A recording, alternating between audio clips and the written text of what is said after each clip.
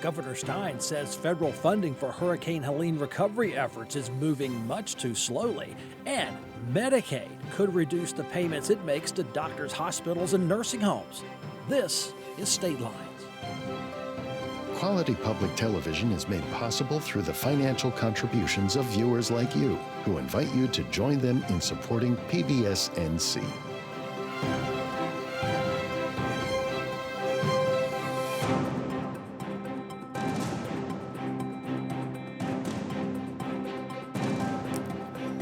Welcome back to State Lines. I'm Kelly McCullen. Come on in and sit down for the half hour, because at this table you'll be joined by Vaughan of the News and Observer, political strategist Kimberly Reynolds of Maven Strategies, public relations consultant Pat Ryan to her right, and our good friend WUNC Radio's Colin Campbell, chief legislative correspondent, or you have a Capitol fancier Bureau title Chief. Same title as Dawn, actually. Yeah. Battle of the Bureau Chiefs here. Yeah. Battle is the battle of the bureau chiefs and people that give good advice to their respective teams. And so it's all going to. The mastermind group is here. Let's talk about North Carolina Governor Josh Stein. He's asking the Department of Homeland Security Secretary Kristi Noem why federal Helene recovery funds were being delayed. The governor says there are $291 million in recovery projects in this state that need federal funding, but Secretary Noem had not signed off on application paperwork, some of it dating back to February 2025. Homeland Security officials have confirmed this week those funding applications have been signed off very recently, though. Funds are now flowing from D.C. Most of the approved federal funding, however, reimburses the state and local governments for their cleanup costs. Colin, so Governor Stein must write letters to the White House. They did it for Joe Biden's administration as well, but then goes to the press, has a press conference, seems to get better attention. Is that the way the game's played? Yeah, I mean, it's all about, seeing who's going to be accountable for the delays. And at different stages of the recovery process, it's different levels of government. Initially, the pressure was on Congress to pass the recovery bill. That put all the processes down towards these federal agencies like FEMA and like HUD, and historically they've been really slow to get the money out to the states, and then when the states get it, then the states slow to get the money out to the actual communities that need it. So this whole process takes entirely too long, because you have all these different layers at which there's sign-offs and red tape and forms and processes you have to go through. Meanwhile, people in Western North Carolina are still wondering, why nothing's really happening. So then you add the politics on top of it, right? So all that you said is absolutely true. Like, who's in charge? Nobody knows. Everybody's in charge. Nobody's in charge. So what that means is it's in the governor's interest, and I think he's made a smart move here, to get out in front of it and say, well, perception's reality. If I start now saying the feds are the reason things are taking a long time, then people are less likely to blame me in 3, 6, or 9 months when something goes wrong, because something will go wrong. It always does. Yeah, it gets to the state level, and the state agencies are slow to get it out. Right. So because it's such a mess and such a complex web of things that nobody can figure out, it's actually in the governor's interest to get out in front and say, it's those guys who are to blame for everything. It's not me. Kimberly, I thought the same thing. Governor Stein's getting ahead of a problem he doesn't have, complete control over. Smart move? Absolutely. I think that's part of his role as the governor, is to be a persistent advocate for the state, for the people of Western North Carolina. We've said before, I think I said before when I came on here, hurricane relief should be bipartisan, and so we knew he had to work with the Trump administration. I think, I've heard numbers between 50% and always up to 70% that the federal government is responsible and typically and historically pays for hurricane relief. And so I think the money is there, and it's his job to go and help. And the people that are really suffering are the local governments where tourism isn't coming back because they can't rebuild, the people of North Carolina, and it's his job to go out there. And if he has to cause a stink and have a press conference, he benefits, but more importantly, the people of North Carolina are going to benefit. On the political side, you worked with Lieutenant Governor's office back in the day. Why does it have to be so formal? Why can't a governor call a secretary? And it's only 50 U.S. states, and only one needs the recovery that we care about, is North Carolina. Why can't it be just so business-oriented and let's solve a problem? That is an onion I'm not sure we have time to unpeel right now. Because then you can't write a press. You can't read about it in the newspaper. You can't write a press release about it. I think it's that, and then I think there's just so much tension that this is a different kind of environment that we've had before, and I don't think those lines of communication, whether it's from just the party perspective or something else, are as open as they might have been in the past. Dawn, it does seem Governor Stein, someone got results, and he was there in front of the microphone to get money flowing, if a bit slow and behind schedule, but it is flowing. Is this going to be enough funding to pacify state leaders, to keep the citizenry safe and happy in Western North Carolina as we pivot towards other storms? Well, I mean, what if the government actually was efficient, right? Then you wouldn't have these dueling, it's their fault, no, it's their fault, and no one wants the blame. Everyone wants the credit. When the money actually shows up, people want, give them the money so, the problem is solved instead of, mucking up the gears. And so Stein's move is it's public pressure, and sometimes public pressure is how things get done. And then, of course, the feds are like, no, you're the problem. No, you're the problem. Let's bring up former Governor Cooper, who actually is already campaigning for U.S. Senate. Yeah, he was in Chimney Rock this week. Exactly. Yeah. So everyone's using it to their advantage. Hopefully, maybe their personal political advantage. Hopefully, the result is the real advantage of the people, the businesses that are suffering. Give them the money, solve the problem. And Helene was, 11 months ago now? 10 months ago now. But Hurricane Erin was out there this week, causing the Outer Banks a bit of trouble. Governor Stein has declared a state of emergency to lift some regulations on delivery trucks, trigger those anti-price gouging laws. Storm surge, flooding covered those roads out there with sand and debris. Dunes, as always, are washed out. And if you live out there or vacationing out there during this, you had no business being in the water. Have enough money in their account to respond to the storm. Clearly, we need to engage with the General Assembly to make sure that going forward, we have adequate resources to respond to storms like this. We don't know what the extent of the damage is going to be. If it ends up being substantial, then at that point, we're going to have to reach out to the federal government to help us with the recovery, and we just have to wait and see. I'm hopeful that they will respond favorably. And the hope is there. Hope is not a strategy for storm relief, I don't think. But now here's Erin, and now the Outer Banks says, state of emergency. Help us. Helene people, help us. A lot of hands are out now. Where does Governor Stein go, and how does he prioritize? I think the Erin thing might be a little bit easier since it seems like most of the infrastructure damage is going to be on NC-12, and DOT is going to work to try to get that highway back open. So the tourism dollars, middle of the summer, continue to flow to Hatteras and to Ocracoke, where they've been evacuated this week. Overall, though, I mean, the storms are just going to amount. I mean, hurricane season's not over yet. We're still, dealing with, as we mentioned, Helene. There's still some lingering stuff from Florence and Matthew years before that. So the challenge is how to manage for these immediate responses with the long term. And I think we've typically done pretty well on the immediate response between FEMA and state agencies. It's this long-term recovery where you really have to rebuild houses and businesses that just seems to take forever. Go ahead. Yeah, this is going to be something that continues to impact North Carolina for decades and probably forever, so long as North Carolina exists, right? We're going to get hit by hurricanes. And Colin's right, there is some muscle memory there in the immediate response.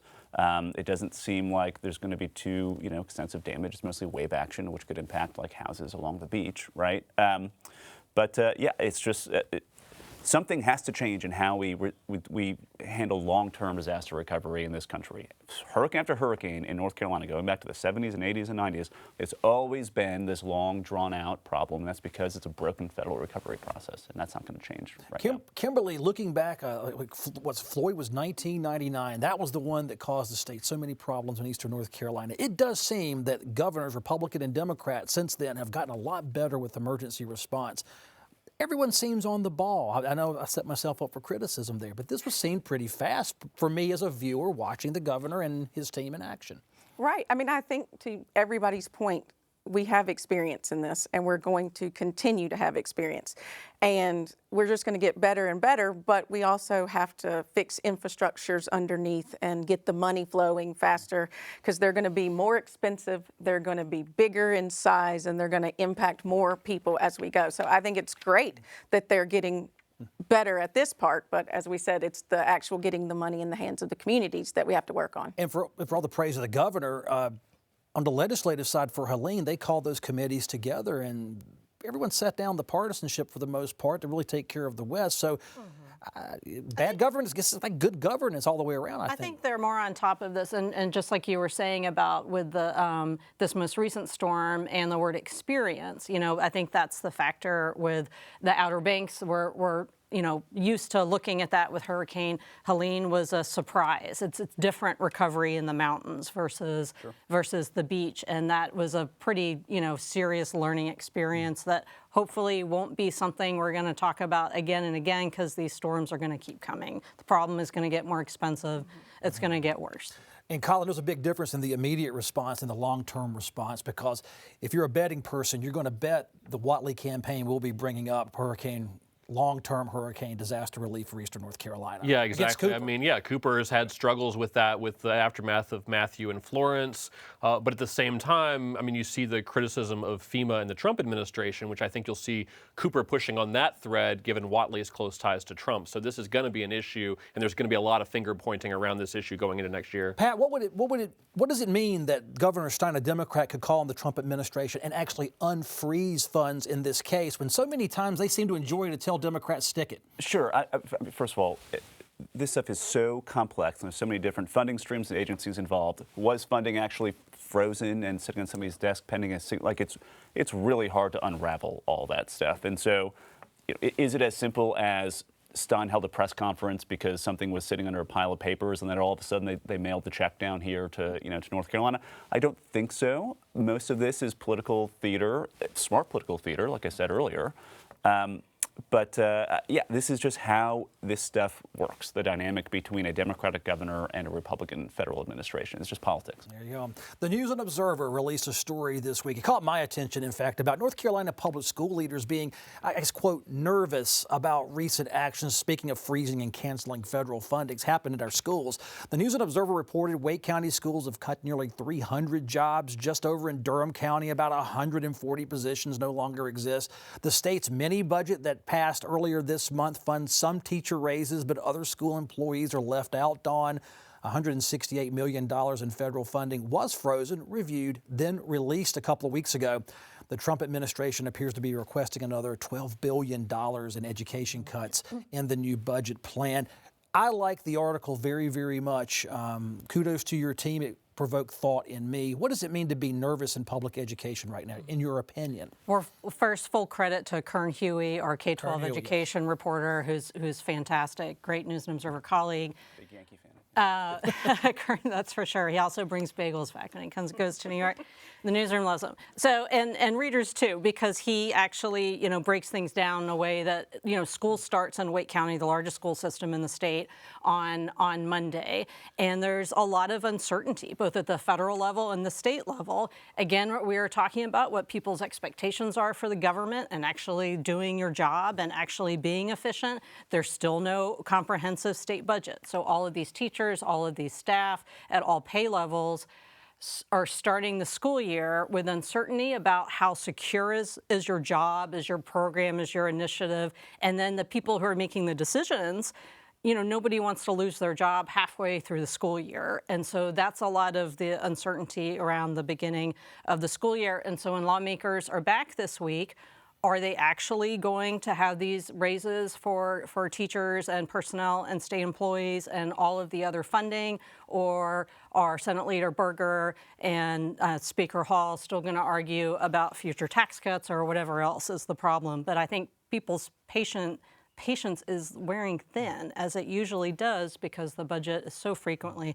not on time. It is a good point when I have to say, when they do eventually have these raises, they will be retroactive. So it's not like they would lose that money, but also, where is it? It's almost September. Kimberly, true that the federal spending is not stable right now because of changes in policy and directions as approved by the voters at the presidential level. And then here at the state level, we still have a budget in place. Republican leaders were quick to say there is a budget. It just isn't tweaked for 2025, 2026 just yet. What do you say about public education? The schools are still opening up. We're going back to school, but nerves an issue? I think nerves have been an issue in public school for the last decade. I mean, being under attack isn't new to them. They have seen millions and billions of dollars go out and move to opportunity scholarships. They have seen teachers flee to other states. They have been consistently asked over and over to do more with less. And so imagine you haven't gotten a raise, you have higher class sizes, you feel like you're sort of under attack. I mean, every article you read and hear and podcast are talking about public schools being under attack, underfunded. And now you're starting the new year, and it's not even if you have a raise. The raise might not matter if you don't have a job. And so I can't even imagine going into these schools and the morale that's happening with everybody being on edge, seeing your colleagues, the counselors, the people in the front desk are no longer there. And Wake County is the fastest growing, one of the fastest growing counties. Imagine what this means to little rural counties, though. And they're already underfunded, and they're already having so much trouble. They can't put the county supplement on top of it to get a teacher there. And then this comes in. I mean, I wouldn't want to be in their position, and they have a reason to be nervous. Well, my wife's a teacher. My mother-in-law's a teacher. My wife will have all of her teacher friends over for wine night on Friday, and she'll make some cheese and some nice smoked meats.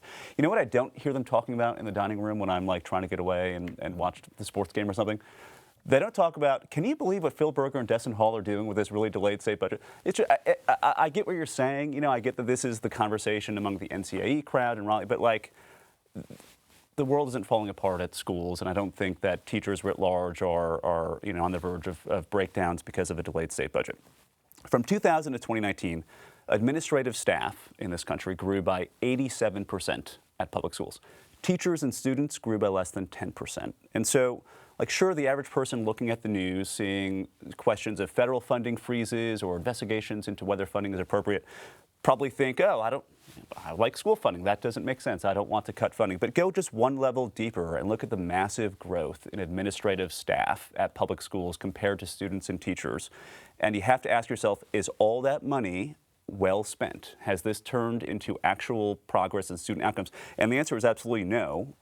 And I think that shows that money does not buy student outcomes, or at least administrative bloat doesn't buy student outcomes, right? So rethinking how this country, and including this state, allocate their education dollars, I think is a really prudent thing to do, because something has got to change here. Colin? I mean, rank and file people may not know who Berger and Hall are, but people think about their own school, their own principal, their own superintendent. When you haven't gotten a and raise, the everyone people sees that their make paycheck. the decision. I think that you think about it at the local level, but the state and federal government does impact the local And this level. is not how you do budgets. I mean, as a small business owner, I know when I have to make payroll, and I don't just make changes, overall huge changes to the budget a week before school starts, too. I mean, all of this is timing, and these are big budgets to deal with, but having uncertainty a week before teachers are supposed to start is also. And I just don't see a whole lot of urgency in this. I've covered a lot of budget cycles, and I've seen sort of that final phase where both the Senate and the House leadership are really motivated, and you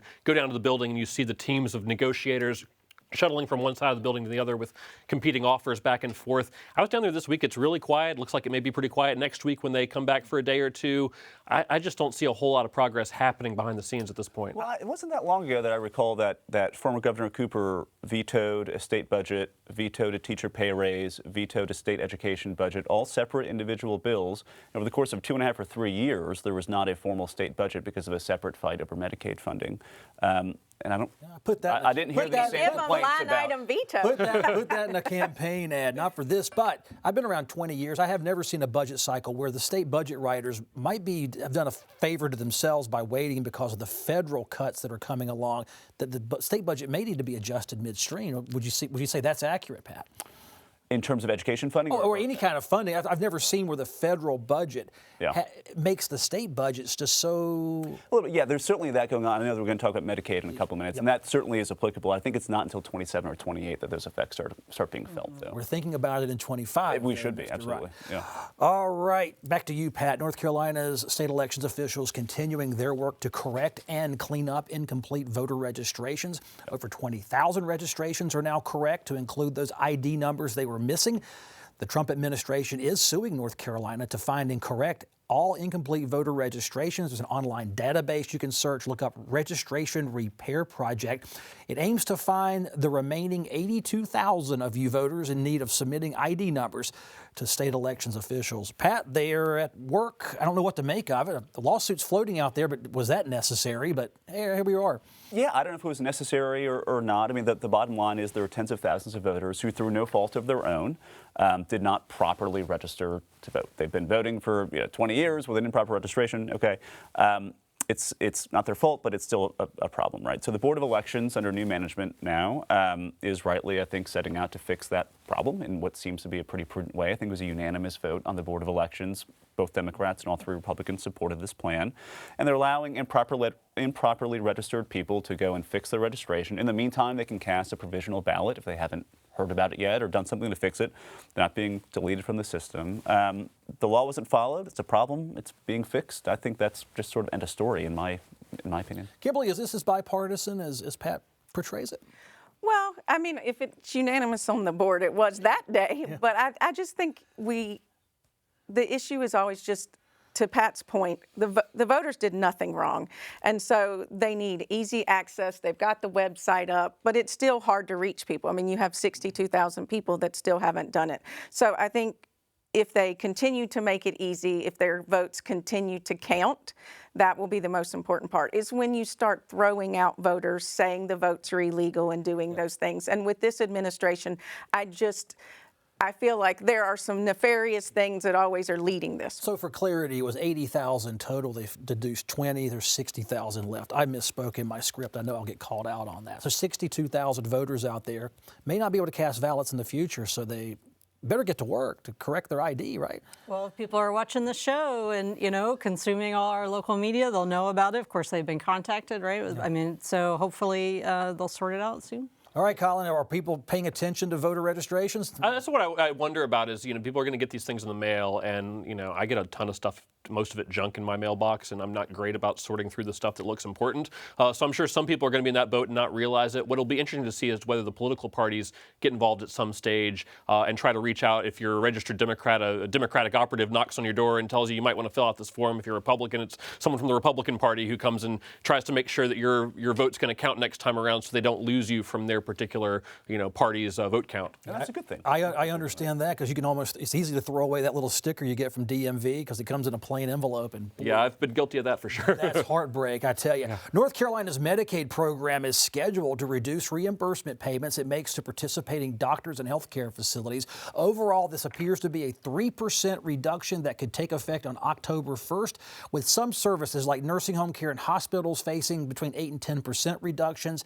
State officials report a $319 million shortfall in spite of new state funding contained in the recent mini-state budget. That was $600 million. But, Kimberly, the planned cuts are designed to be reversible if legislators in Congress get it together and want to backfill.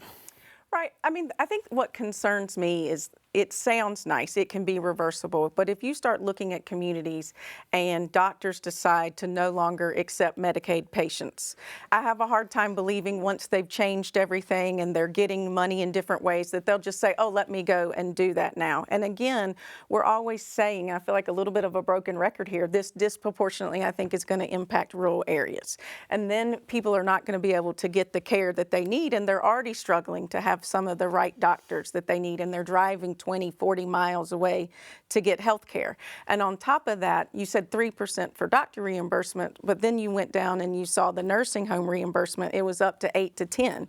And 61% of people in nursing homes rely on Medicaid. And so when you start looking at those cuts, how is their care going to be impacted? I mean, this is down to the patient care, and we just have to make sure that that's protected even when you're looking at these big cuts. But, Dawn, they say it's being set up to be reversible at the state level. Services could resume October 2nd if the state legislature, let's just say that at this time, steps in with an extra $319. Well, here we've got, again, some pressure, right? Some, public pressure, and what are you going to do? So I'm interested to see what lawmakers get done the few days, and if they really are done for the year, or if they're going to come back for another day here and there. But the mini budget did a lot of pressing needs, but not everything. And again, I feel like this is kind of the theme of what we're talking about today. You need to finish the job, make sure that what people are expecting, like at least the bare minimum, is delivered by the government. I think you're seeing, combine this with the first thing that we talked about here, which was the federal recovery fund. You're seeing kind of an emerging style of tactics from the Stein administration, how to fight Republicans at the state level and the federal level without being enmeshed in these really challenging culture, social issues, women in sports kind of stuff. So is there a problem here? Probably. Is it as severe as the PR sort of announcement would suggest it is? I'm a little bit skeptical of that. The Stein administration has every incentive to make this sound like the world is ending. It's good politics. helps Democrats in the legislature. You have pressure on an industry that's probably friendly with a lot of Republicans in the legislature to basically press that industry to then pressure the Republicans in the legislature, because these guys don't want to have 8 and 10% cuts, right? It makes the legislature look inept, et cetera. It's all like a part of a larger sort of political and communications undertaking, and again, it makes sense.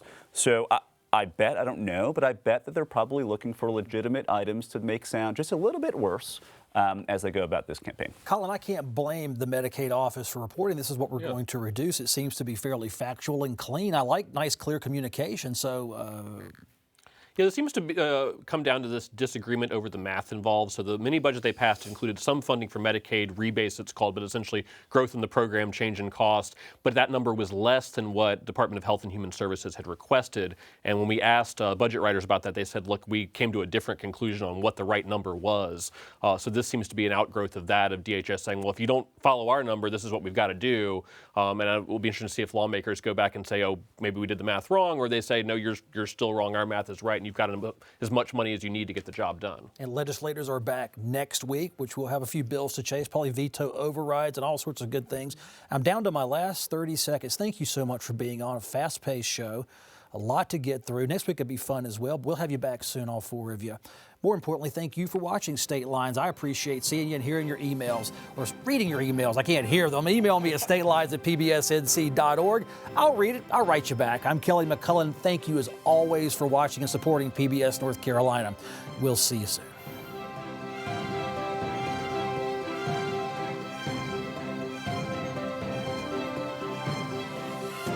Public television is made possible through the financial contributions of viewers like you, who invite you to join them in supporting PBS NC.